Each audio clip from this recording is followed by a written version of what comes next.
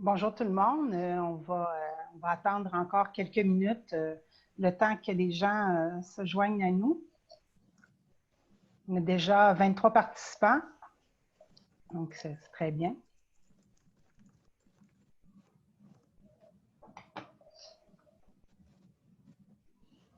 Oui, encore quelques minutes.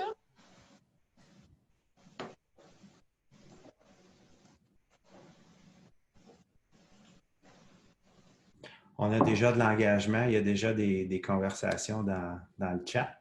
Donc, c'est le fun. Vous avez des salutations. Une venant de moi.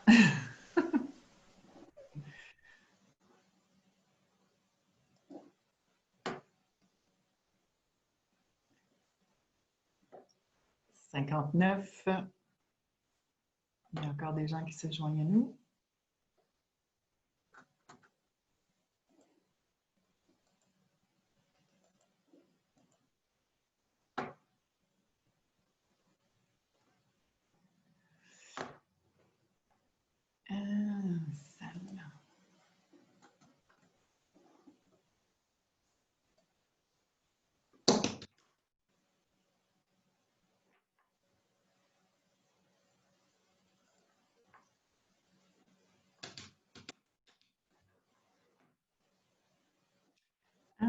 Je vois des noms que je reconnais.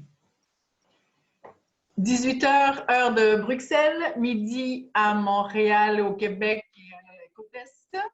On va attendre encore 2 petites minutes, si vous permettez.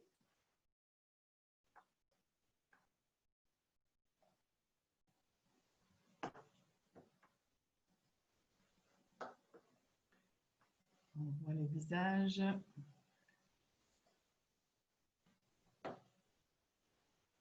Bonjour à tous ceux qui viennent de se joindre à nous. Encore des gens qui y arrivent. À peu près la moitié. Une petite minute encore.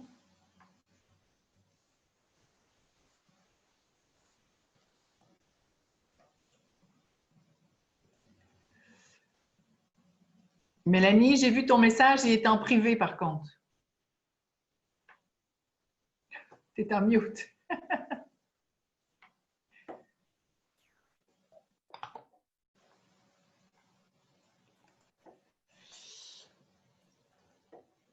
On y est presque.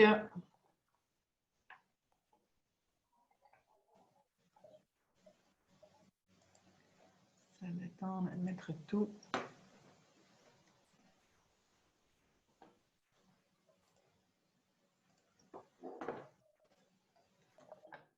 Voilà. Je pense qu'on va commencer. Il est midi 2, 18h02, heure de Bruxelles. Bonjour à tout le monde, bienvenue. On est vraiment ravis de vous accueillir aujourd'hui. Avant de commencer, par contre, j'aimerais vous demander si vous pouvez désactiver votre caméra et désactiver votre son. Je pense que tous les sons sont désactivés, mais je vois encore des caméras allumées. Vous allez trouver ça en bas à gauche de votre écran. Voilà, je vois que les gens se désactivent. Je laisse rentrer encore des gens. Voilà, donc pour ceux qui viennent se joindre à nous, si vous pouvez désactiver votre caméra et mettre le mode en muet, s'il vous plaît. Voilà. On veut que cette présentation, ce webinaire, soit le plus interactif possible. Donc, attendez, je suis désolée, je continue à mettre des gens dans la salle. Voilà, voilà. Je peux les admettre aussi. Parfait, merci Mélanie.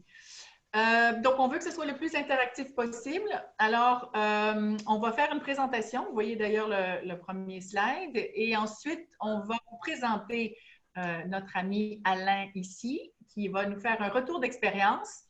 Et on va ouvrir une séance de questions-réponses. Donc, si vous voulez désactiver votre, c'est-à-dire réactiver votre son, réactiver votre caméra, aucun problème.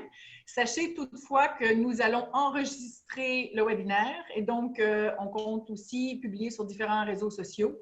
Donc, si vous ne voulez pas apparaître sur l'enregistrement, activez pas votre caméra. De toute façon, pendant tout le webinaire, vous pouvez toujours converser avec nous en mettant vos questions en bas. Vous voyez le petit onglet « Converser » qu'on appelle le chat.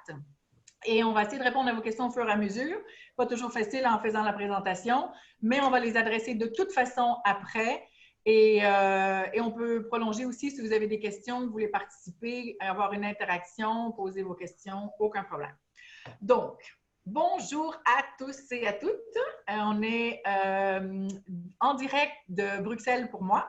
Mélanie est à Luxembourg et Alain est à Montréal. Donc, on va vous faire une petite présentation sur les impacts du RGPD ou le GDPR, comme c'est connu plutôt sous ce nom en Europe.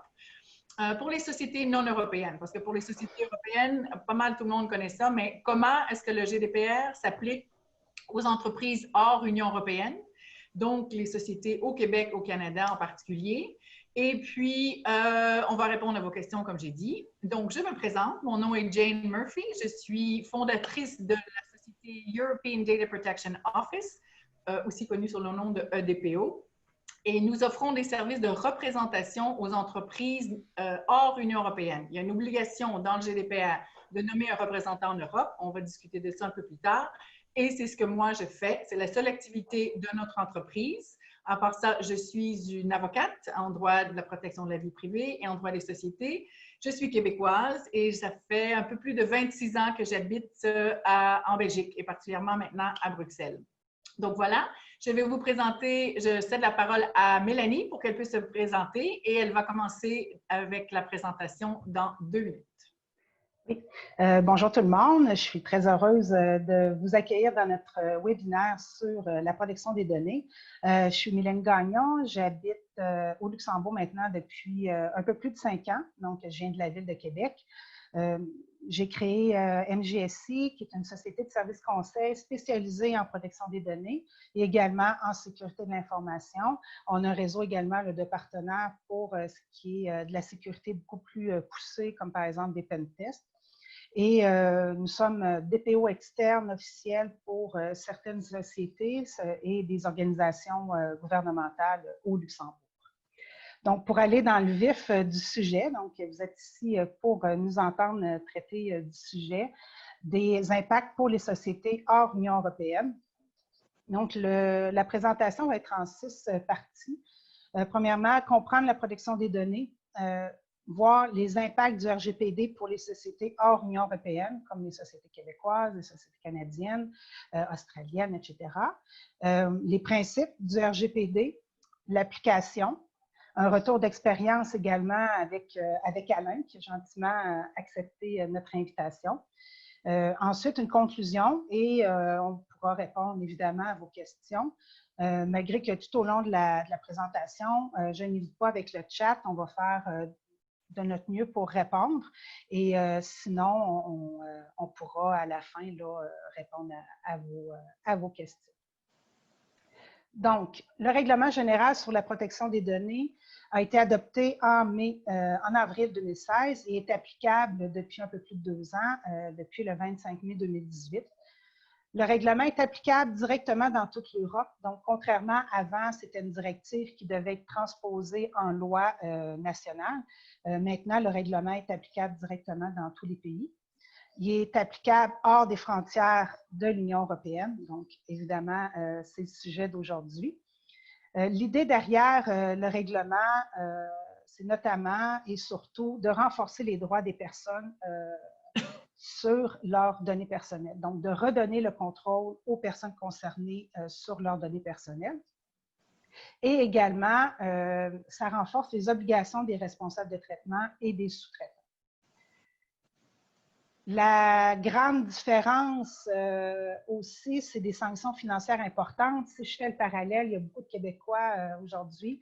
Ce qu'on reprochait ou ce qu'on reproche encore beaucoup aux lois fédérales et québécoises et qui n'ont pas de mordant, donc qui n'ont pas de sanctions. Ça fait que les gens, ils sont conformes, ils ne sont pas conformes et ils ont à peine une tape sur les doigts. Donc maintenant, c'est des sanctions financières importantes qui peuvent aller jusqu'à 4 % du chiffre d'affaires annuel mondial pour le groupe d'entreprises. Donc c'est énorme. Ou encore, une autre sanction qui est souvent oubliée, c'est l'arrêt de l'activité de traitement. Donc, par exemple, vous faites un traitement sur votre activité de base qui est illicite, donc vous n'avez pas le droit de traiter ces données-là. Vous pouvez avoir une sanction qui vous oblige à stopper immédiatement le traitement de ces données-là. Donc, tant dire que votre core business, vous ne pouvez plus l'effectuer. Jane n'en a pas parlé au début. Au Luxembourg, en Belgique, même, dans ce pays-là, on utilise beaucoup d'anglicismes. Donc, on s'excuse d'avance. Je sais très bien qu'au Québec, on traduit tout. Mais bon, en parole, des fois, on a des petits oublis. Également, il y a 2 exigences. Protection des données dès la conception, qui est le Privacy by Design, donc qui a été créé au Canada en 1991. Ça, c'est une obligation maintenant. Tous les nouveaux traitements de données, on doit appliquer le Privacy by Design et évidemment du Privacy by Redesign. Donc, même vos systèmes actuels doivent être repensés, réfléchis à nouveau et s'assurer qu'ils sont conformes. Et encore des analyses d'impact sur la protection des données, sur les traitements risqués, donc par exemple la vidéosurveillance. Donc, on doit faire une analyse d'impact avant de faire le traitement. Donc, ça, c'est des gros changements.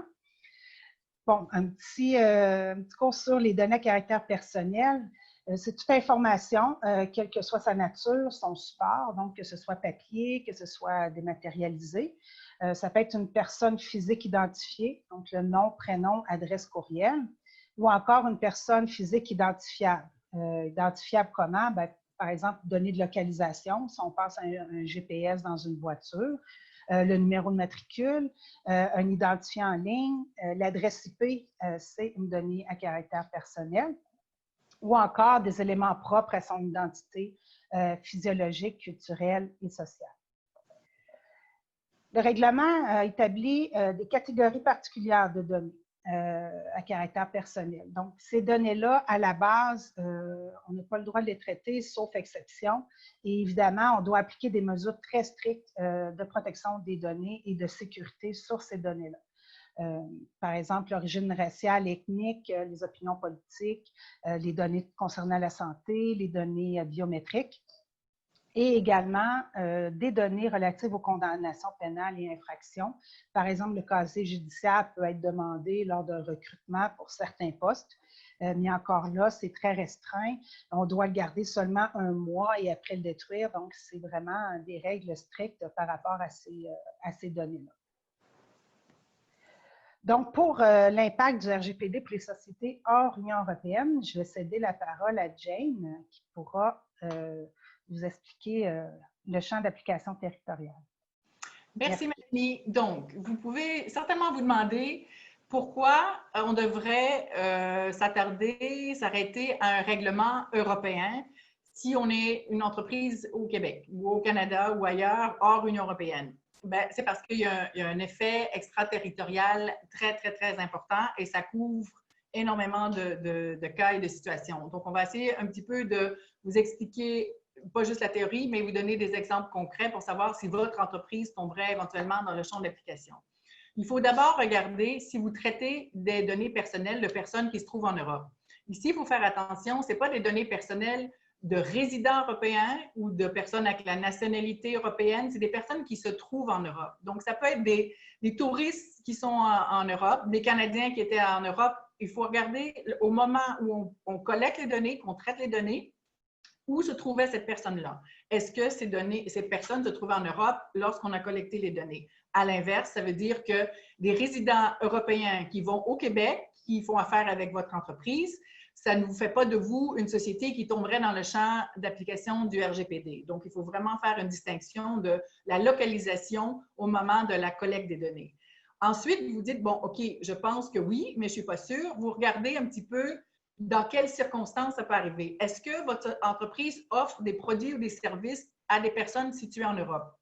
Offrir des produits ou services, ça ne veut pas dire nécessairement vendre des produits et des services. Ça veut dire que dès que vous faites une offre, dès que vous touchez possiblement les personnes en Europe, ça veut dire même si vous êtes une société à but non lucratif, vous pouvez tomber dans le champ d'application parce que ça peut être une offre de services ou de produits gratuits, une charité, une chambre de commerce, vous pouvez tomber dans le champ d'application. Ou est-ce que vous faites de ce qu'on appelle du monitoring de personnes qui sont en Europe? Ça aussi, on va voir ici, voilà, le suivi de ces comportements de ces personnes. Donc, c'est les deux critères qui font de vous, que vous devez vous poser. Est-ce que, en tant que société hors Union européenne, je tombe dans une de ces deux situations-là?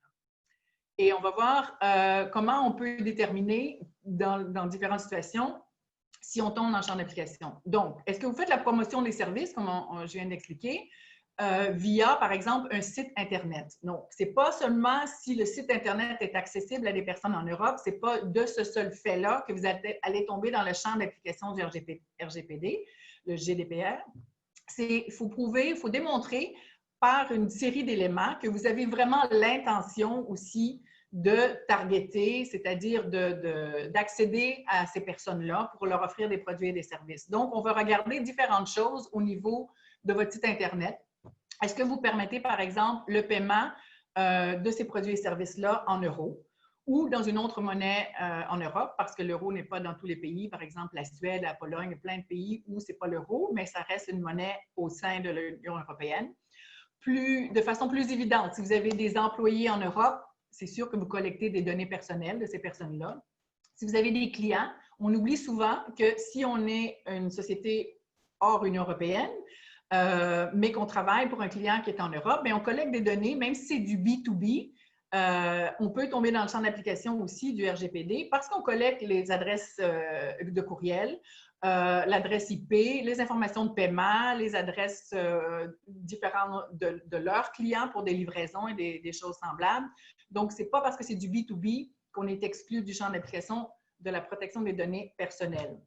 Ensuite, si vous avez des investisseurs ou des partenaires, nous, la majorité de nos clients viennent du fait que les partenaires en Europe disent « Vous êtes une société hors Union européenne, c'est bien gentil, mais si vous n'êtes pas en conformité avec le RGPD, on ne peut pas travailler avec vous parce que les sanctions, les risques qu'on prend dans ce cas-là sont énormes pour nous. On a l'obligation de travailler uniquement avec des gens qui sont en conformité avec le RGPD. Donc, si vous ne l'êtes pas, on va choisir un partenaire qui l'est. Donc, c'est vraiment un motif commercial très, très important à garder en tête pour savoir si vous voulez vous mettre en conformité ou pas avec le RGPD. Oui. Jane, on a déjà une petite question si on va évoquer le cas particulier des Anglais. Des quoi? Des Anglais. Ah, donc pour le Brexit, OK, ça c'est une question qui revient souvent. Pour le moment, c'est le statu quo. Ça veut dire que pour tout ce qui concerne le RGPD, c'est comme si le RGPD continuait à s'appliquer à 100% comme il s'appliquait avant l'entrée en vigueur du Brexit. Il y a une période de transition pour le moment jusqu'au 31 décembre et les autorités au UK doivent informer, je pense que c'est pour le 30 juin, à savoir s'ils veulent demander une extension de cette période de transition. Donc, on en saura plus à la fin du mois. Avec la situation actuelle, est-ce qu'il y a eu des avancées dans les négociations? Quelques-unes. Mais voilà, on ne sait pas trop à quoi s'attendre, mais au plus tôt, en tout cas, c'est que le GDPR, le RGPD continue à s'appliquer au UK, au Royaume-Uni jusqu'au 31 décembre. Et on verra par la suite qu'est-ce qui va se passer. Et d'après les informations les plus récentes, c'est un miroir du RGPD qui va s'appliquer. Donc, ça va être les mêmes obligations qui vont s'appliquer là-bas, dont, entre autres, l'obligation aussi de nommer un représentant au Royaume-Uni. Donc, si vous traitez des données ou votre site Internet est destiné à des personnes et au Royaume-Uni et en Europe, vous allez avoir besoin de nommer 2 représentants, un au Royaume-Uni et un en Europe. J'espère que ça répond à la question pour le Brexit. Super. OK. Maintenant, on a déjà parlé de ça. Mélanie, est-ce qu'on peut passer au slide suivant? Je vais juste admettre quelqu'un ici dans la salle. Voilà. OK. Ensuite, d'autres exemples pour déterminer si vous tombez dans le champ d'application en tant que société non européenne, c'est votre site, est-ce qu'il est traduit dans plusieurs langues? Maintenant, si vous l'avez en anglais et en français, ce n'est pas en soi un indice que vous tombez dans le champ d'application. Par contre, si vous avez le site qui est disponible en allemand ou en portugais, c'est probablement avec d'autres indices une indication que vous cherchez à aller chercher des clients en Europe et donc vous tomberez sur le champ d'application. Est-ce que vous utilisez un nom de domaine européen, .be pour Belgique, .lu pour Luxembourg, etc.? Est-ce que les personnes, et ça c'est quelque chose qui arrive très souvent et qu'on oublie, est-ce que vous avez sur votre site Internet un formulaire de contact? Ce qui arrive la majorité des cas. Est-ce que vous avez une façon où les gens peuvent s'inscrire une infolettre? À ce moment-là, ça peut être des Européens aussi. On a un gros client, nous, ce sont des journaux aux États-Unis. Ils ont à peu près une centaine de sites Internet et ils se sont rendus compte, en faisant l'analyse de leurs données, qu'il y avait énormément d'Européens qui venaient s'inscrire à des infolettes, à des webinaires et des trucs comme ça. Ils étaient obligés de se mettre en conformité. Il n'y avait pas l'intention d'accumuler tant de données personnelles, mais ils se sont rendus compte qu'il y en avait beaucoup.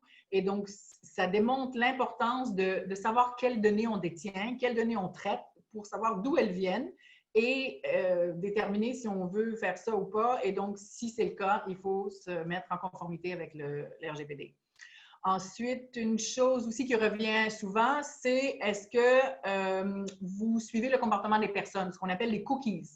Ben, tous les sites ont des cookies et surtout si vous faites affaire avec des Européens, la législation en matière de cookies est beaucoup plus sévère que dans plein d'autres pays. Donc ça, c'est aussi une indication. Et est-ce que vous faites du profilage par rapport aux données que vous récoltez pour les gens qui viennent sur votre site Internet? Ça aussi, c'est pris en considération. Donc, vous regardez tout l'ensemble de ces éléments-là. Et à ce moment-là, quand vous dites, je pense que selon tous ces critères, je tombe sur le champ d'application du RGPD, on va vous expliquer, Mélanie va continuer pour vous expliquer quelles sont les obligations que vous devez mettre en place. Oui, petite anecdote par rapport aux cookies. Malheureusement, des grosses sociétés avec des journaux en ligne au Québec ont bloqué leur site web avec une belle page bleue en disant dû au règlement général sur la protection des données, vous êtes situé en Europe, donc vous ne pouvez pas accéder au site web. Donc, les journaux du Québec, par exemple, on ne pouvait pas y accéder. Même recette.qc.ca, donc je n'ai pas pu cuisiner avec eux pendant longtemps. Je me demande si c'est... Je pense que là, actuellement, ils ont réactivé, mais...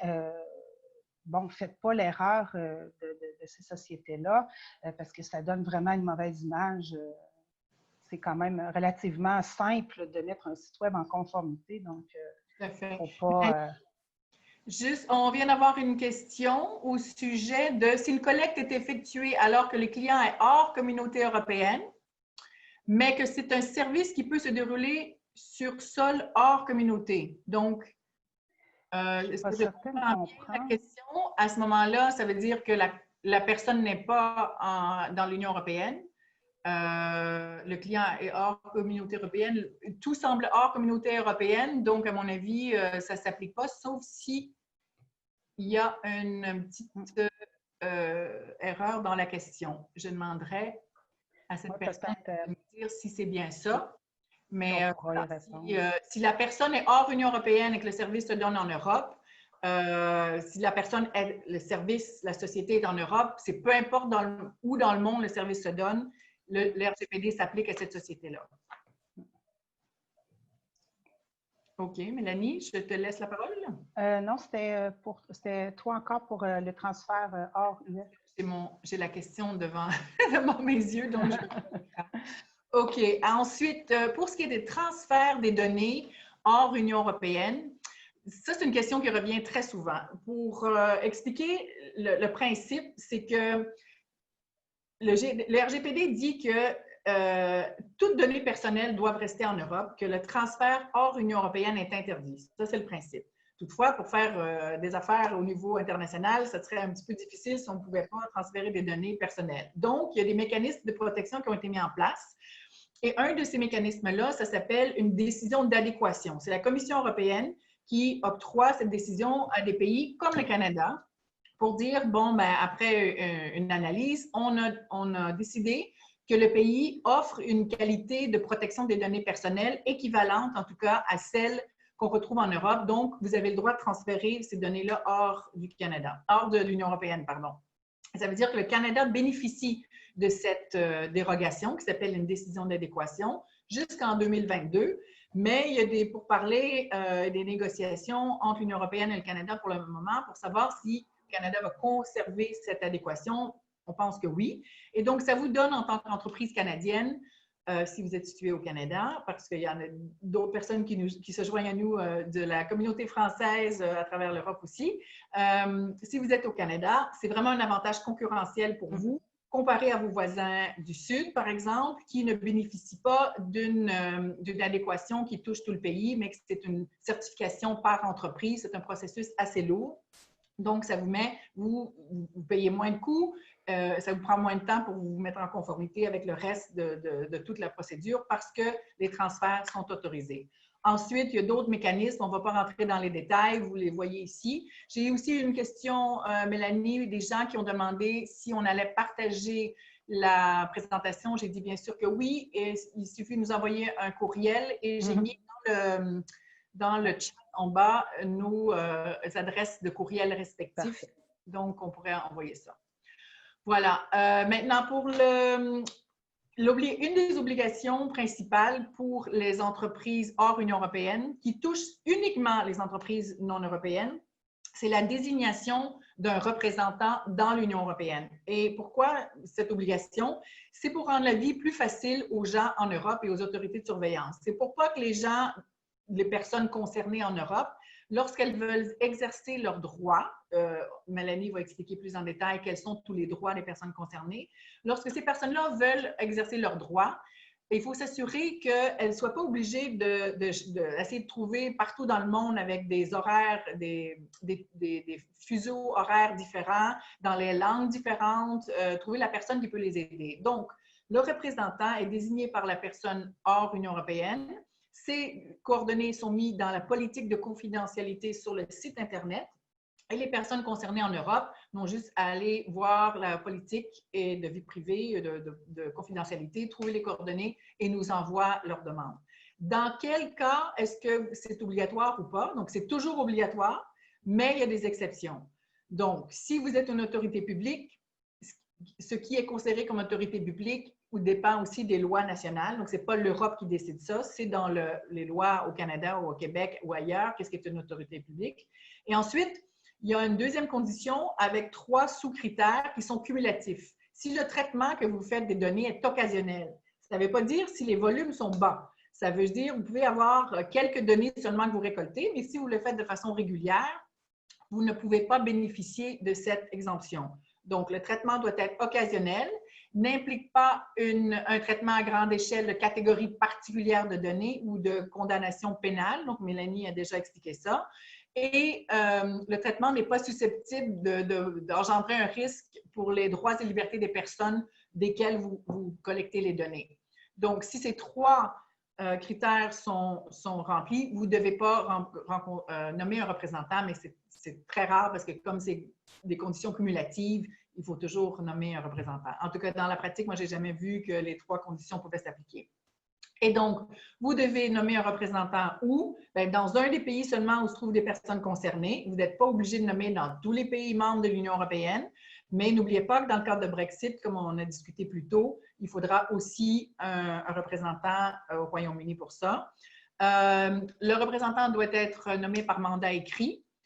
Très important aussi à garder en tête, c'est que le représentant ne peut agir que sous les instructions de son client, ce qui le différencie comme le jour et la nuit d'un DPO. Et Mélanie va expliquer dans quelques instants ce qu'est un DPO, un délégué à la protection des données. Et aussi, nous agissons en tant que représentants comme le point de contact des autorités. Donc, ça peut être stressant parfois pour les entreprises hors Union européenne d'être confrontées avec des questions. Donc, on joue le rôle, nous, d'intermédiaire pour aider les clients à un peu comprendre les questions et bien savoir les répondre. Et je pense que là, il reste encore, Mélanie, voilà. On termine sur le représentant. Donc, le représentant a une obligation aussi de tenir une copie de votre registre des activités. Mélanie va expliquer ce que c'est après. Et le fait de nommer un représentant ne dégage pas l'entreprise hors Union européenne de sa responsabilité. Donc, s'il arrive une violation de données ou il arrive quelque chose, ou c'est pas en conformité avec le GDPR, le RGPD, vous pouvez être aussi tenu responsable, mais nous, en tant que représentants européens, on peut être tenu solidairement responsable aussi avec vous. Donc, on s'assure qu'on choisit bien nos clients, je peux vous assurer. Quand vous allez choisir un représentant, il faut bien faire attention aussi à quel type de service ils offrent, parce qu'il y a des représentants qui agissent simplement comme une boîte aux lettres. Ils transfèrent les demandes et c'est tout. Est-ce que les services de traduction sont compris ou pas? Est-ce que le contrat prend fin avec un effet rétroactif? Je fais juste une petite anecdote ici, c'est qu'il y a des représentants qui disent « OK, vous pouvez me nommer, me désigner et vous signez un contrat, mais si vous êtes victime d'une violation des données, un data breach, le contrat va prendre fin de façon automatique et aussi avec effet rétroactif juste avant le fait qui a causé la violation des données. » C'est comme se prendre une assurance de voiture, une assurance accident de voiture, et que l'assureur vous dise « Eh bien, je vous couvre », mais au moment où vous avez un accident de voiture, l'assurance prend fin et ça prend fin juste avant que les pare-chocs se toquent ensemble. Donc, il faut vraiment faire attention quand vous regardez sur le marché comment choisir et des consultants et des représentants européens pour s'assurer que les contrats sont bien conformes à ce que le RGPD a conçu comme protection des données. Et là, on arrive au DPO, oui. Et Mélanie va prendre la relève. On a deux questions qui sont reliées aux représentants et au DPO. Bon, Régis demande est-ce qu'on pourrait nommer une entreprise comme Mélanie à titre de représentant? Mais en fait, c'est comme Jane. Donc, Jane, elle, avec EDPO, fait le rôle de représentant. C'est vraiment une nomination légale d'être représentant en vertu de l'article du règlement, article 27. Le DPO, par contre, c'est, parce que l'autre question, c'est la différence entre le représentant et le DPO. Le DPO, c'est le chef d'orchestre de la protection des données, donc c'est lui qui va mettre en conformité la société. C'est un peu, on peut le comparer au responsable de la sécurité de l'information. Alors que le DPO, c'est vraiment le représentant officiel de l'entité. Et je vais plus détailler là, le rôle du DPO, la nomination, et ça va donner plus de détails là, à la réponse. Peut-être juste pour éclairer un petit peu sur nos rôles respectifs. Donc, moi, je fais que la représentation. Et toi, tu ne fais pas de représentation. Toi, tu fais DPO et tout ce qui est consultance en matière de mise en conformité. Moi, je ne fais pas ça du tout. C'est pour ça qu'on est complémentaires puis qu'on trouve que c'est très utile de parler de nos services respectifs parce que ça fait un package dans la mise en conformité. Et aussi, la Commission européenne a clairement le EDPB, en français, Mélanie, aide-moi, parce que je me souviens plus en français. C'est la Commission européenne sur la protection des données. A clairement pris position sur le fait que le représentant européen ne peut pas être le DPO et inversement, et Mélanie va vous expliquer pourquoi en termes de conflit d'intérêts. C'est le comité européen. Merci. Bon. Donc, le délégué à la protection des données, ou DPO, le Data Protection Officer en anglais, doit obligatoirement être désigné lorsque l'entreprise appartient au secteur public. Bon, c'est sûr que les organismes publics hors Union européenne n'ont pas à nommer de DPO parce qu'à la base, n'ont pas de représentants. Les entreprises qui réalisent un suivi régulier systématique à grande échelle des personnes concernées. Donc, si on a, comme Jane en a parlé par rapport aux critères pour le représentant, si on fait du traitement occasionnel, on n'a pas à nommer un DPO. Ou encore, si les sociétés sont amenées à traiter des données sensibles ou relatives à des condamnations pénales.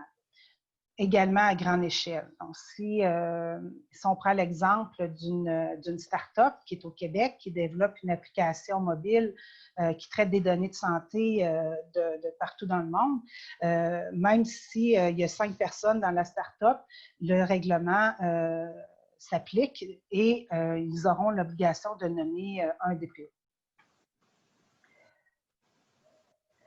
Le DPO, comme je vous l'ai mentionné, c'est le chef d'orchestre, c'est vraiment lui qui va piloter la mise en conformité avec le règlement. Il ne prend pas la responsabilité de la conformité, ça reste la responsabilité du dirigeant, là, du responsable de traitement ou du sous-traitant. Par contre, bon, en cas de faute, évidemment, il peut être tenu responsable. Il est tenu au secret professionnel également. Ça peut être un salarié ou encore un contrat de service, un DPO externe, donc comme NJSI. Et le DPD peut être hors Union européenne. Donc, par exemple, une société au Québec, on peut peuvent nommer un DPO au Québec. Par contre, c'est fortement recommandé qu'il soit sur le territoire de l'Union européenne. Comme James l'a mentionné, les personnes concernées doivent pouvoir contacter le DPO directement et le DPO doit être facilement accessible et pouvoir échanger également dans la langue parlée par la personne concernée. Donc, si on est une société au Québec, qu'on parle seulement français, ça va être très difficile d'avoir un réseau pour pouvoir répondre aux personnes concernées. Et en plus, avec le décalage horaire, ça peut être assez difficile. Donc, le DPO, il doit avoir les compétences, évidemment, et les connaissances du domaine de la protection des données. Un fait important, c'est qu'il doit être indépendant au sein de l'organisme. Il y a eu des sanctions récentes en Belgique là, sur une société qui avait nommé un DPO interne, mais qui manquait d'indépendance, donc ils ont eu une amende de 50 000 €. C'est assez énorme. Ensuite, de ne pas avoir de conflit d'intérêts. Donc, si vous avez un DPO interne, ça ne peut pas être un membre de la direction, un directeur ou encore une personne qui a des tâches opérationnelles. Mélanie, oui. Si je peux juste revenir sur le DPO et le représentant, parce qu'on a quelques questions. Oui. Je sais que ça peut porter à confusion parce que quel est le rôle entre les deux, on en discute assez brièvement. Donc, juste pour résumer, le DPO s'occupe, c'est le chef d'orchestre de la mise en conformité, c'est la personne à qui on va s'adresser pour nos projets de toutes les analyses qu'on doit faire, pour les politiques, tout ce qui est la mise en conformité. Le DPO peut être n'importe où dans le monde, mais préférablement en Europe, alors que le représentant, puis le DPO, c'est une obligation légale seulement dans certains cas, mais c'est un jugement par rapport à un cas, c'est du cas par cas pour savoir si on tombe dans les critères d'application, alors que le représentant européen, c'est une obligation légale. Il n'y a pas de est-ce qu'on doit en nommer un ou pas en nommer un, on doit le nommer, sauf si on tombe dans les exceptions. Et le DPO et le DPR, le représentant, ne peuvent pas être la même personne. Oui. Et non, en fait, si un DPO, si une société, un organisme public traite des données sur le territoire, oui, il doit nommer un DPO. Parce qu'on a une question ici, si on a un organisme public, il n'y a pas d'exception comme le rôle du représentant. Donc, tout à l'heure, je me suis mélangée dans mes mots, mais non, oui, il peut avoir l'obligation de nommer un DPO, évidemment, selon les données traitées. Et c'est ça, l'organisme public, c'est obligatoire pour tout ce qui est DPO. Donc, un organisme public doit avoir un DPO, il n'y a pas de discussion. Et si un organisme qui est non public, c'est-à-dire un organisme public ne doit pas avoir de DPR. Donc, organisme public, DPO, pas de DPR. C'est ça. Exact. Parfait. Donc, si on continue avec les principes de la protection des données, il y a 7 grands principes. Licéité, loyauté, transparence, c'est de s'assurer d'avoir une base légale, d'être transparent également envers les personnes concernées. Limitation des finalités. C'est, par exemple, vous remplissez un formulaire pour un jeu concours, on vous demande votre date de naissance et par la suite, on vous envoie des bons rabais, des coupons promotionnels à votre anniversaire. En fait, la première finalité, c'était pour vérifier l'âge de la personne. Et si on veut utiliser pour d'autres fins, on doit obtenir le consentement des personnes. Donc, un autre exemple vous êtes inscrit sur le webinaire. Si vous voulez avoir de l'information de la part de MGSC ou EDPO, vous avez dû cocher une case pour dire oui, je veux avoir de l'information. Donc ça fait partie de la limitation des finalités parce que votre inscription était pour vous inscrire au webinaire et pas pour recevoir par la suite d'autres informations. La minimisation des données. Sûrement plusieurs vont sourire derrière leur écran. Ce n'est pas de collecte au cas où. Donc, on ne collecte pas une tonne de données au cas où on changerait d'idée en cours de projet, au cas que dans un an, on ait besoin des données. Donc, c'est vraiment au moment de la collecte, on doit s'assurer de collecter que les données nécessaires au traitement et de gérer aussi l'accès. Donc, la minimisation des données inclut l'accès aux données doit être très limité. L'exactitude, donc de conserver les données exactes, c'est souvent, surtout qu'on appelle certaines organisations, ils nous demandent, ils vont confirmer notre adresse, ils vont confirmer notre numéro de téléphone. Donc, c'est toujours avoir une information exacte. Limitation de conservation. Actuellement, de nos jours, les données ou l'espace disque ne coûte presque rien. Donc, on conserve, mais chaque donnée, chaque document doit avoir une limitation dans la conservation. Donc, soit la finalité est atteinte, soit la personne a retiré son consentement. Donc, si vous avez consenti, par exemple, à recevoir notre infolette, notre newsletter, et que vous voulez vous désabonner, bon, à ce moment-là, on ne conservera pas votre courriel. Intégrité, confidentialité, évidemment, c'est au niveau de la sécurité de l'information. Et la responsabilité. C'est un nouveau principe dans le règlement.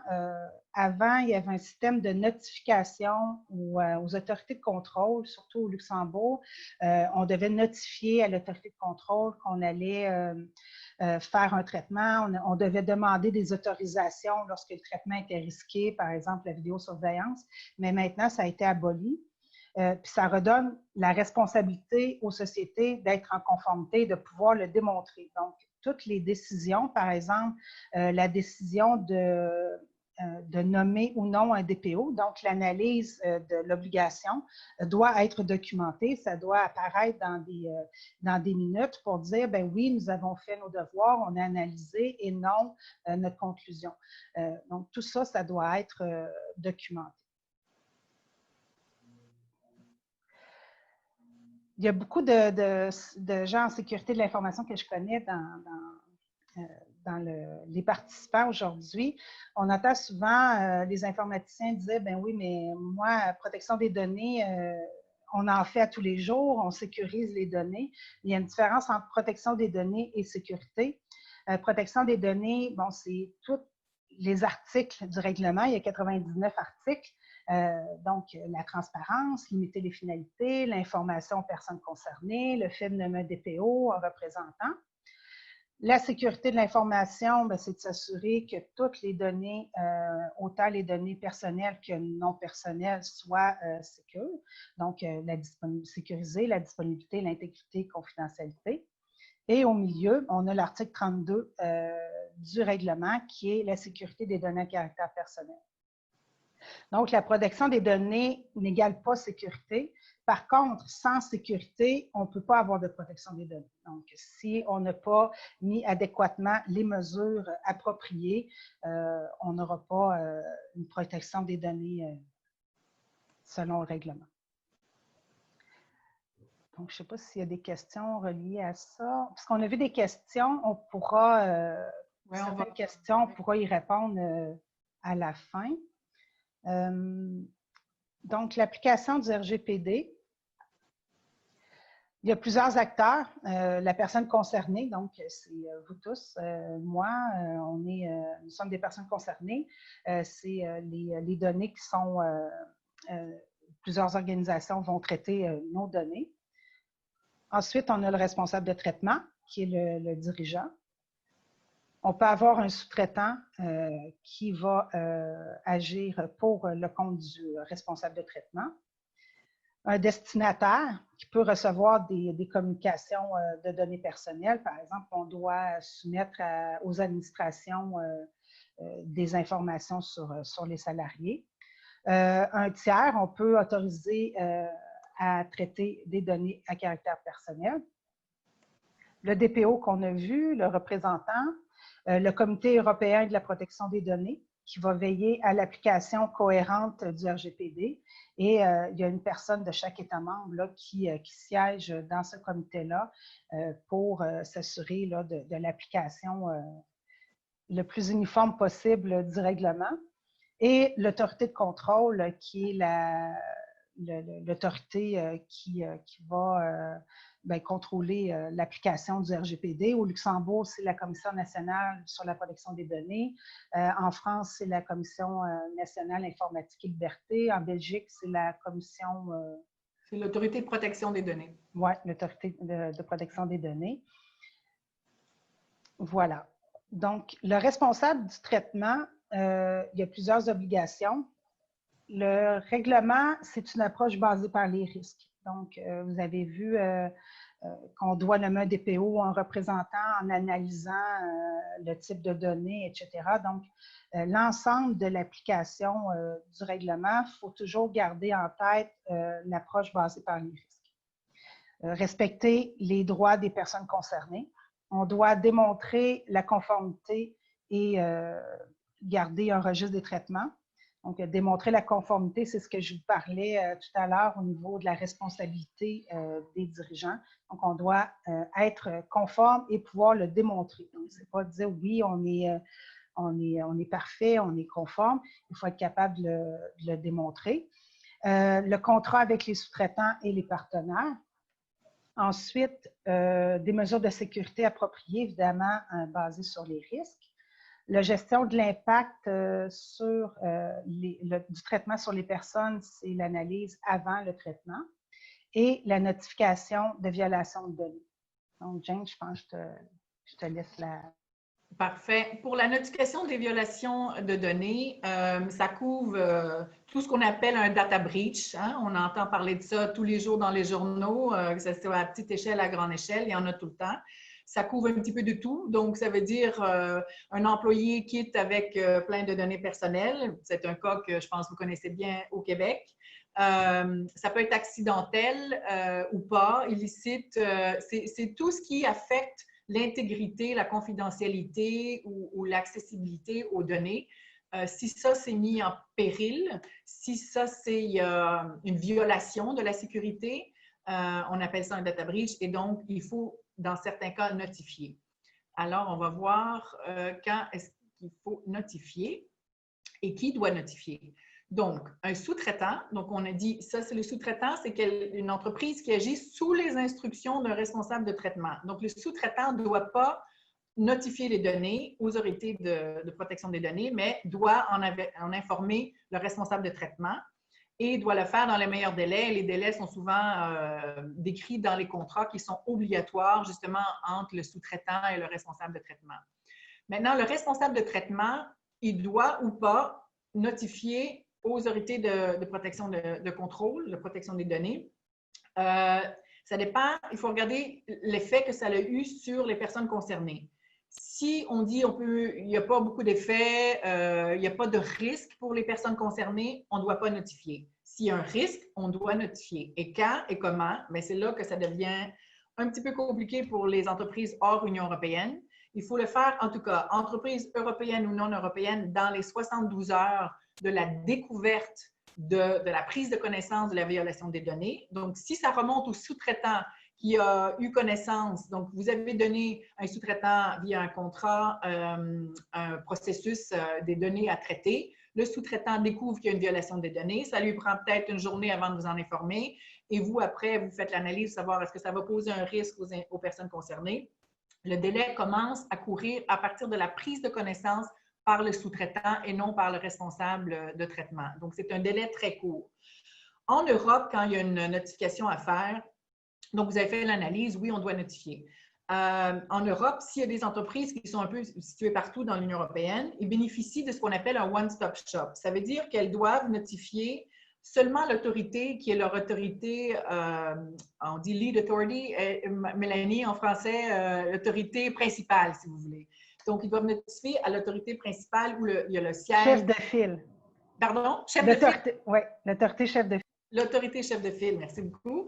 Et donc, les entreprises en Europe doivent notifier seulement une seule autorité de surveillance. Les entreprises hors Union européenne ne bénéficient pas de ce principe de one-stop shop. Ça veut donc dire qu'elles doivent notifier dans les 72 heures toutes les autorités de surveillance en Europe où se trouvent les personnes concernées. Si vous avez un site Internet et que ça affecte toutes les personnes des données desquelles vous récoltez, où vous avez des procédés et des traitements, vous devez notifier partout dans tous les États membres. Il faut savoir qu'il y a des États membres comme l'Allemagne qui ont, je pense, 16 autorités de surveillance. Donc, ça fait un total d'à peu près 46 autorités de contrôle qu'il faut notifier en 72 heures. Donc, et cette partie-là n'est pas du tout harmonisée. Ça veut dire qu'il faut notifier dans la langue officielle de chaque pays. Ça peut être des formulaires en ligne, ça peut être des fois des PDF, des documents Word qu'il faut downloader et envoyer par la suite par email. Donc, c'est assez compliqué tout ça dans 24 heures. Donc, c'est vraiment quelque chose que vous devez garder en tête au moment de la mise en conformité pour savoir quelle politique, quelle procédure vous allez mettre en place pour bien gérer ce processus qui peut être très, j'allais dire, challenging. Voilà. Et donc, les principales obligations du sous-traitant. Mélanie a fait donc le responsable de traitement. Ici, on parle du sous-traitant.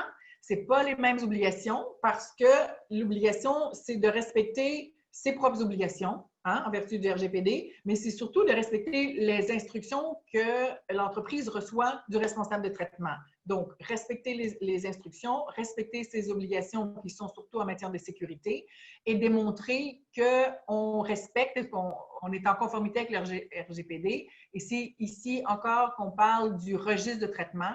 Donc, ça veut dire un registre de traitement, les gens souvent nous posent la question, qu'est-ce que c'est exactement? Ça peut être assez simple, au fait, ça peut être un document Excel qui reprend les traitements que vous avez et qui collecte des données de personnes en Europe. Aussi, un point important à faire, c'est que le RGPD, s'il s'applique à une de vos activités, un des traitements de données personnelles que vous avez, ça ne veut pas dire que ça s'applique à tout le reste de votre entreprise et à toutes vos activités.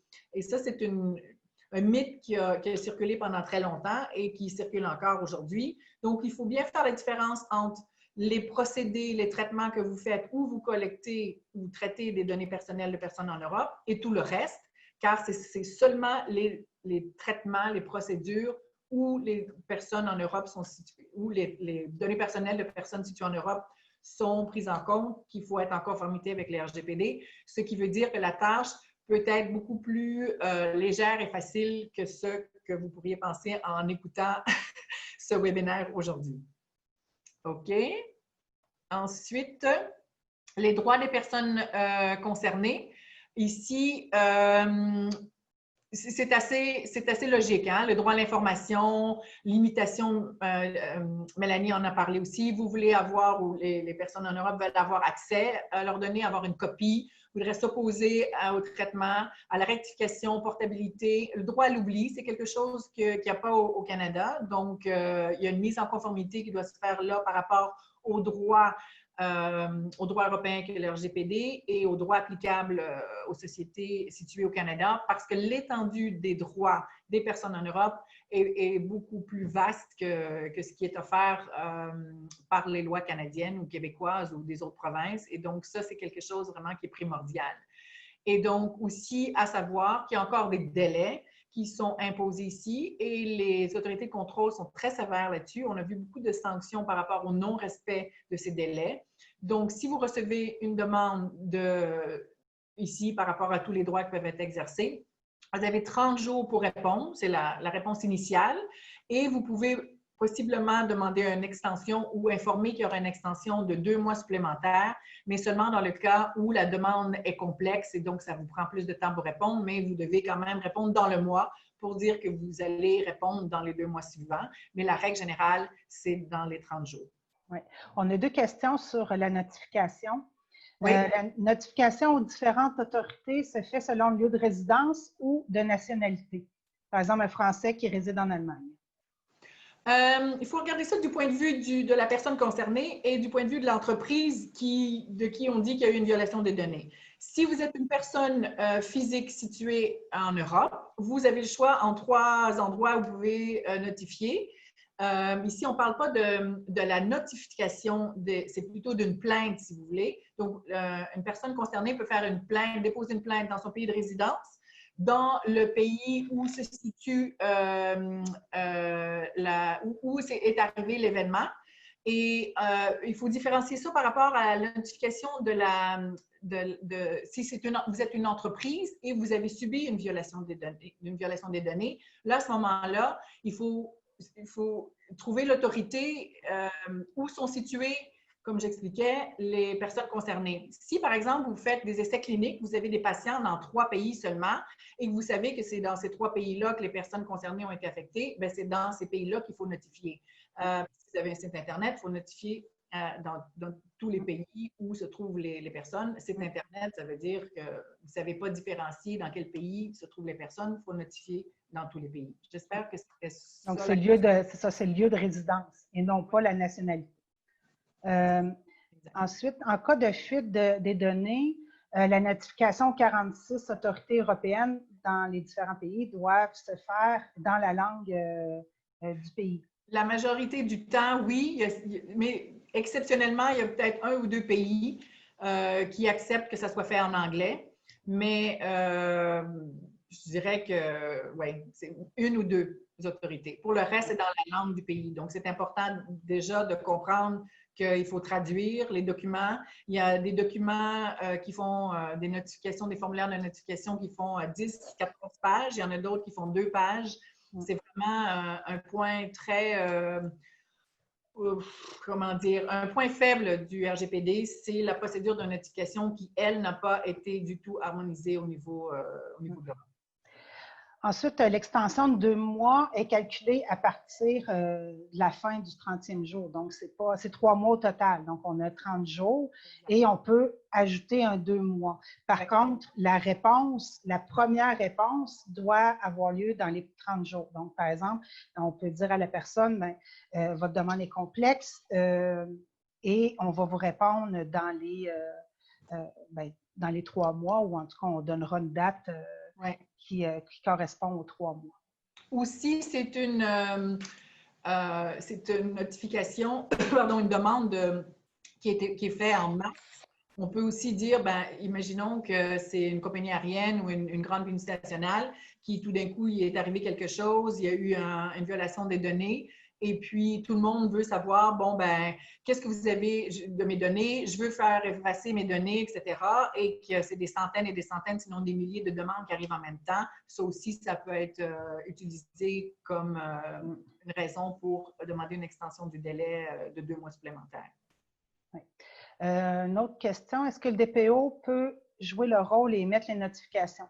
Oui, ça peut être aussi le DPO qui va faire les notifications ou encore le représentant. Donc, après, ça reste une question, ce rôle-là peut être délégué.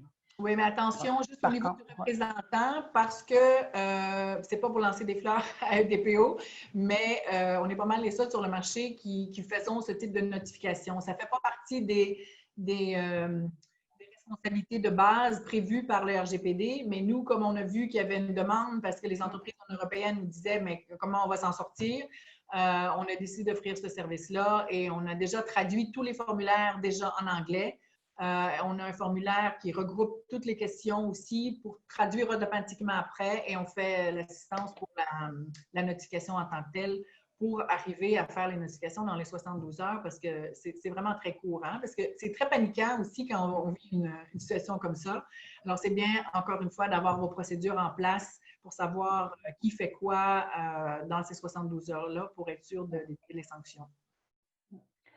Donc, maintenant, on va passer au retour d'expérience d'Alain Boudreau, président de Centrix One.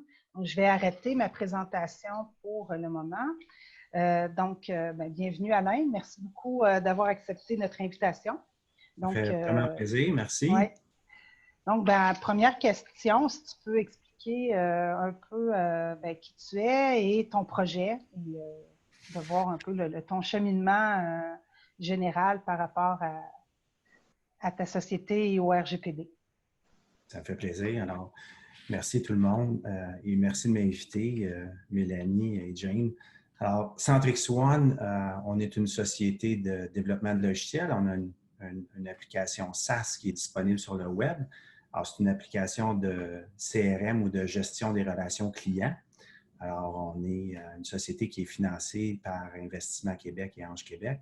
Donc, on a un très, très beau logiciel qui est simple, intuitif et convivial et qui est très, très concurrentiel sur le marché. Alors, suite au succès de notre commercialisation au Québec, maintenant, c'est le temps de considérer la commercialisation plus intensive en Europe. On a déjà des clients un peu partout dans le monde.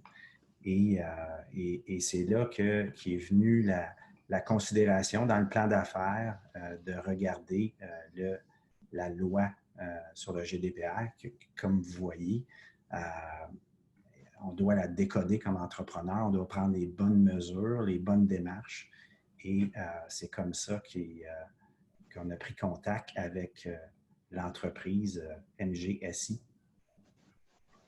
Parfait. À quel moment du projet tu as entendu parler du RGPD? Comment, c'est par qui ou plus comment tu es venu? Est-ce que tu as pris ça au sérieux au début? Bien, on a vu ici au Canada puis au Québec plusieurs conférences qui ont eu lieu en 2017-2018 qui étaient des conférences de sensibilisation. Et dans notre cas, bien, c'est là qu'on s'est dit, bien, au moment de commercialiser en Europe, on va regarder cet aspect-là.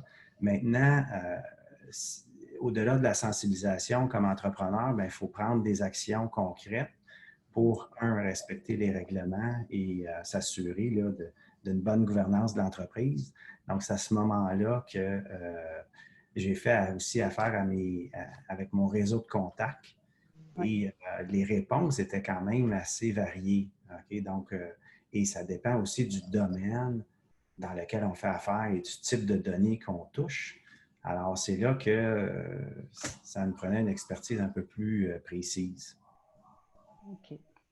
Alain, parce qu'on sait que c'est du temps et de l'argent de faire une mise en conformité, est-ce qu'il y a des programmes qui peuvent aider les entreprises à faire ça dans leur projet d'expansion européenne? Oui, c'est possible.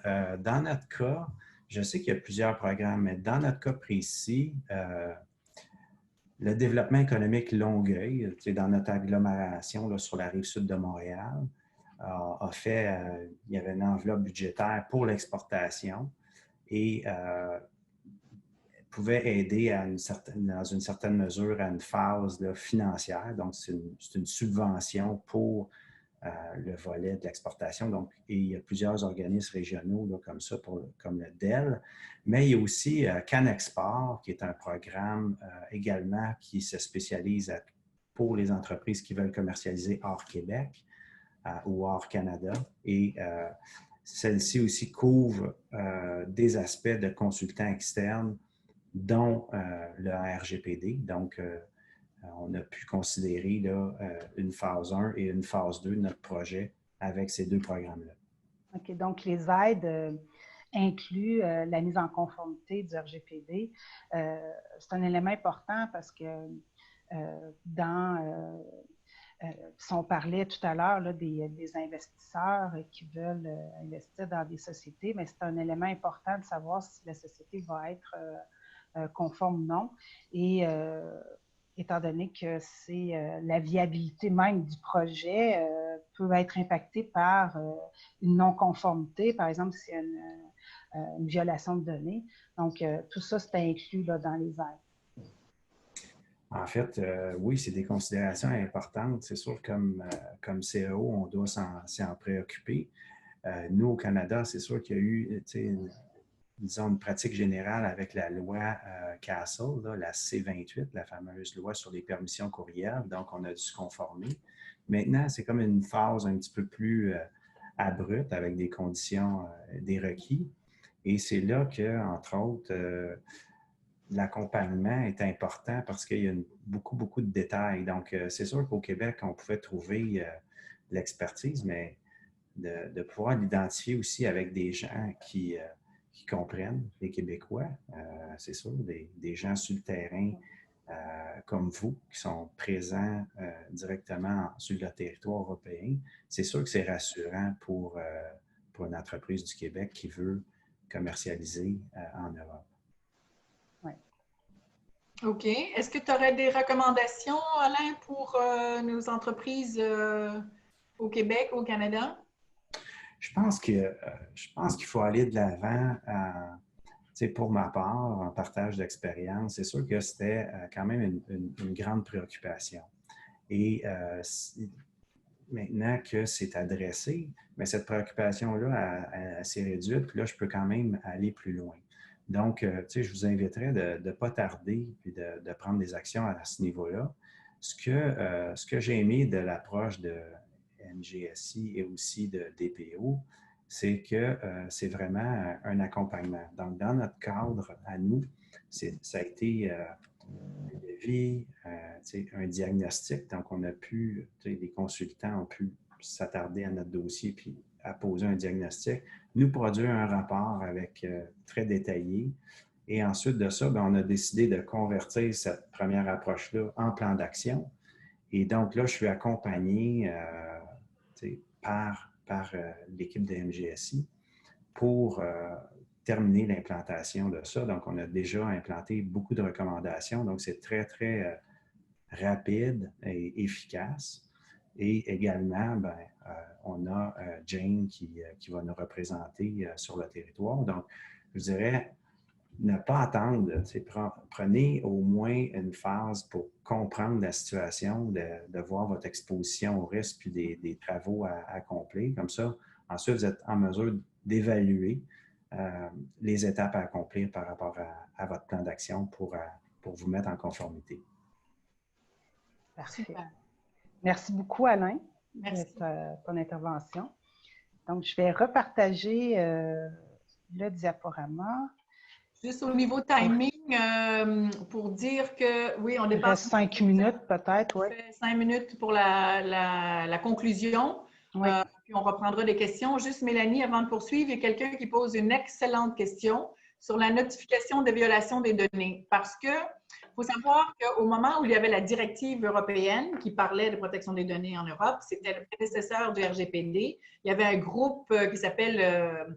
c'était le prédécesseur maintenant du comité qui s'occupe de la mise en application pour des lignes directrices. Il y avait des lignes directrices qui étaient émises qui disaient que la notification des données pourrait se faire ou devait se faire dans le pays seulement où se trouve le représentant européen. Parce qu'il y avait aussi à l'époque, avec la directive, une obligation d'avoir un représentant en Europe. Mais comme il y avait des sanctions, personne n'en nommait un. Maintenant, il y a des sanctions, c'est une obligation, tout le monde en parle et c'est dans les faits, tout le monde essaie d'en nommer un aussi. Mais le problème, c'est qu'avec la directive, dans la mesure où on notifiait seulement dans le pays du représentant européen, donc une notification au lieu de 46, c'était avant le principe qui a été introduit dans le RGPD du one-stop shop. Et aujourd'hui, on dit, on applique ce one-stop shop. Ça veut dire que pour les entreprises hors Union européenne, c'est très clair que ça ne s'applique pas. Donc, ça veut dire qu'il faut notifier toutes les autorités de surveillance. Mais c'est un point de discussion. Moi, j'ai été dans je sais pas, une dizaine de conférences où les chefs de toutes les autorités de contrôle étaient là. J'ai posé la question et m'ont à chaque fois répondu qu'il faut notifier aux 46 autorités de surveillance. On a écrit une lettre officielle à l'autorité, pas à l'autorité, mais au comité européen de protection des données et on attend une réponse incessamment. On a envoyé la lettre au mois de décembre, donc j'imagine que ça va venir bientôt pour clarifier ce point. Mais verbalement, ils nous ont en effet confirmé qu'avec le RGPD, qu'il faut notifier les 46 autorités de surveillance et non pas seulement celles dans le pays du représentant européen. Mais on vous tiendra au courant de toute façon de l'évolution de ce point de débat. Oui. Donc, en conclusion, pourquoi se mettre en conformité? Bon, évidemment, éviter les sanctions, mais faut voir ça vraiment comme une opportunité pour les entreprises, pour votre entreprise au niveau de la compétitivité, au niveau des partenariats. Si vous voulez avoir du financement, ça peut aussi au niveau de la confiance des clients, de la bonne réputation. Évidemment, le site web, c'est la première vitrine de votre société. Donc, si on voit que clairement, vous visez des gens sur le territoire de l'Union européenne et que votre site n'est pas conforme, les gens ici en Europe sont de plus en plus conscients de leurs droits et des règles sur la protection des données. Le RGPD, c'est un des standards les plus élevés au monde. Donc, de vous mettre en conformité avec le règlement, c'est un peu un passeport pour le monde entier. Donc, par la suite, l'écart pour être en conformité avec les autres lois d'autres pays va être beaucoup moindre. Et également, pour satisfaire les exigences de tout l'écosystème. On a des clients qui nous approchent en nous disant, ben on a eu un commentaire d'un sous-traitant qui ne veut pas travailler avec nous parce que notre site web n'est pas conforme, qu'on ne respecte pas les garanties. Eux, ils étaient sous-traitants, donc les responsables de traitement doivent s'assurer d'utiliser les services d'un sous-traitant qui est conforme.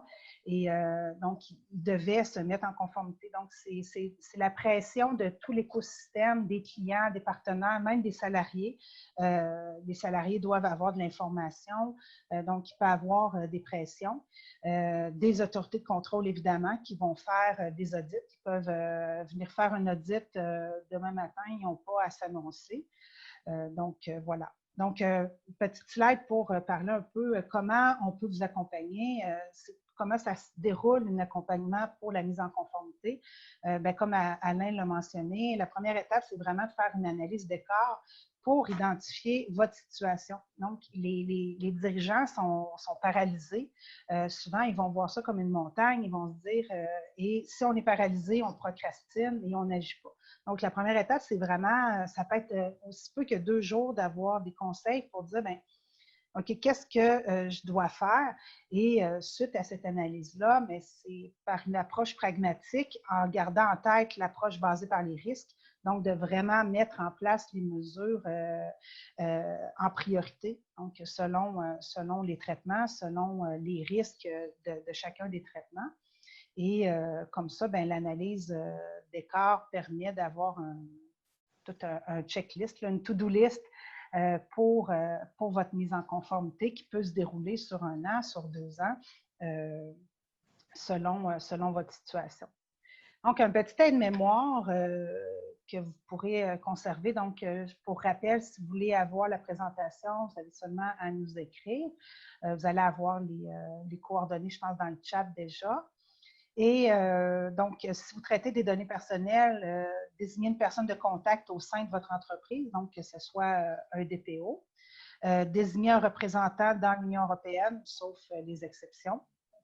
Vérifiez la conformité de vos politiques, procédures et registres. Donc, par exemple, le registre des traitements, le registre des violations. Donc, vous devez absolument avoir un registre et documenter chacune des violations que vous ayez à notifier ou non aux autorités de contrôle.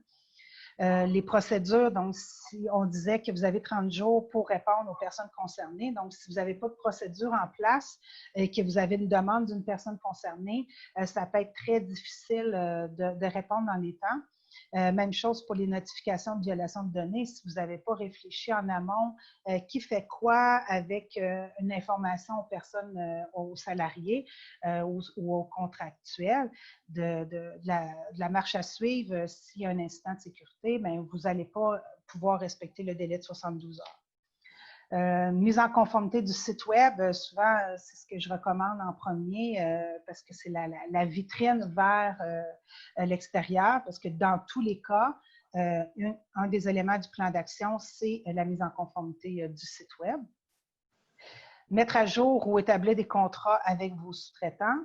Vérifier les mesures de sécurité, donc mesures techniques organisationnelles. Si vous avez un site web informationnel, bon, vous n'avez pas nécessairement besoin d'une grande sécurité. Par contre, si vous avez un site e-commerce, un site transactionnel où vous utilisez, vous offrez une application en mode SaaS en ligne, évidemment, fortement recommandé de faire des tests de vulnérabilité, des pen tests pour s'assurer de la sécurité. Et aussi sensibiliser et former son personnel. Donc, ça, c'est vraiment une obligation.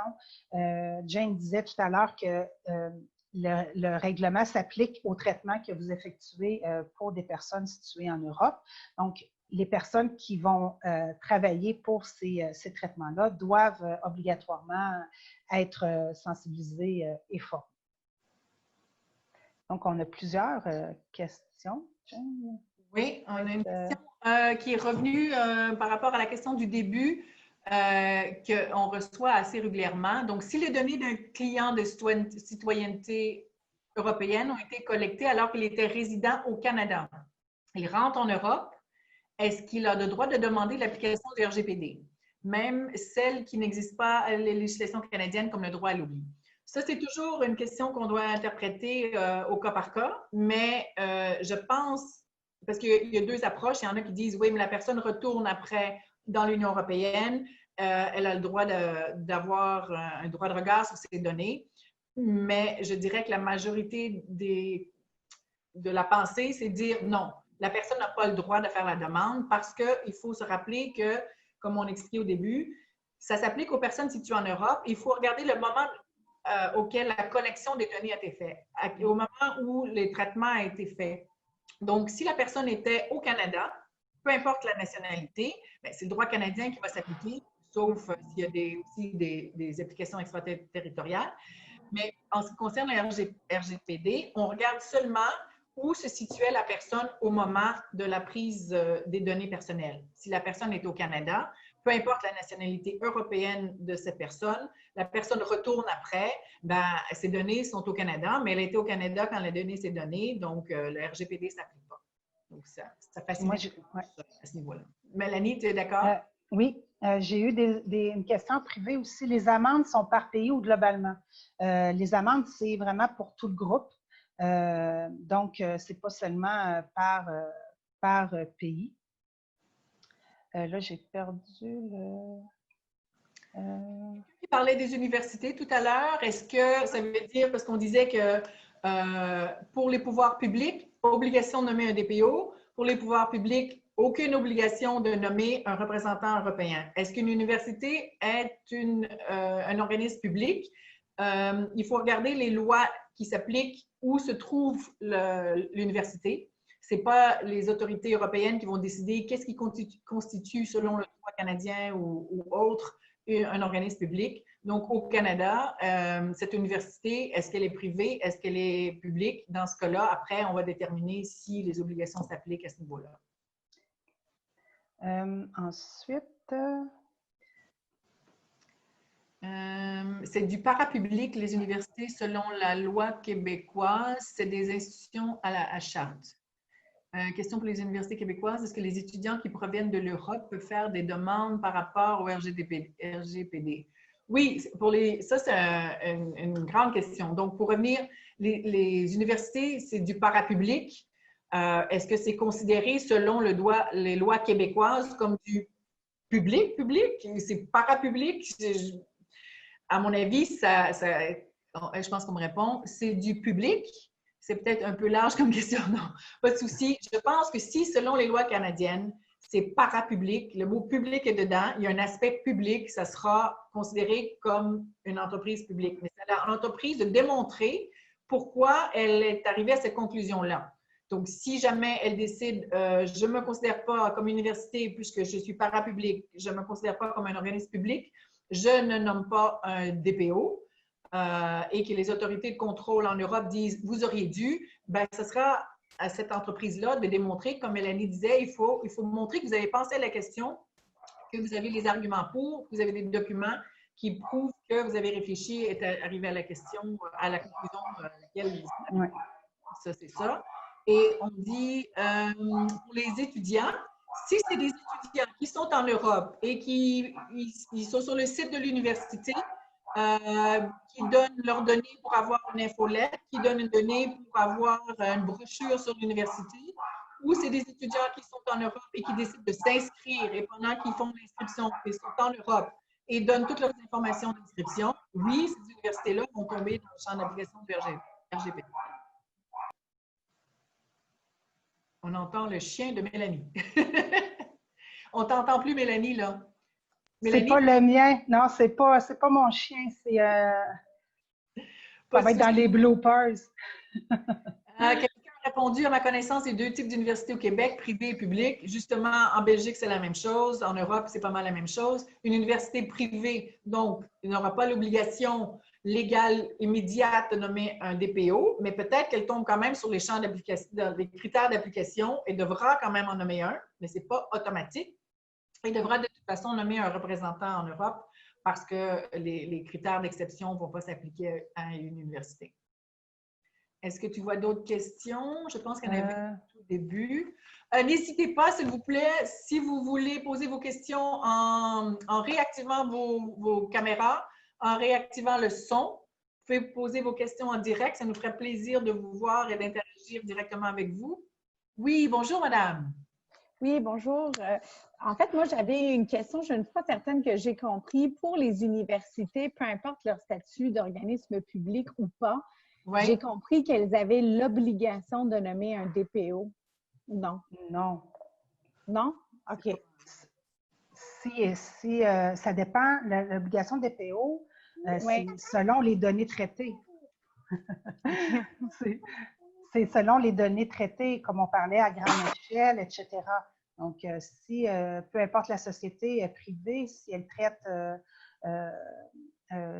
quelques données, même si c'est de plusieurs personnes, si ce n'est pas des données, par exemple, de santé ou des données catégories particulières, à ce moment-là, il n'y aura pas d'obligation de nommer un DPO.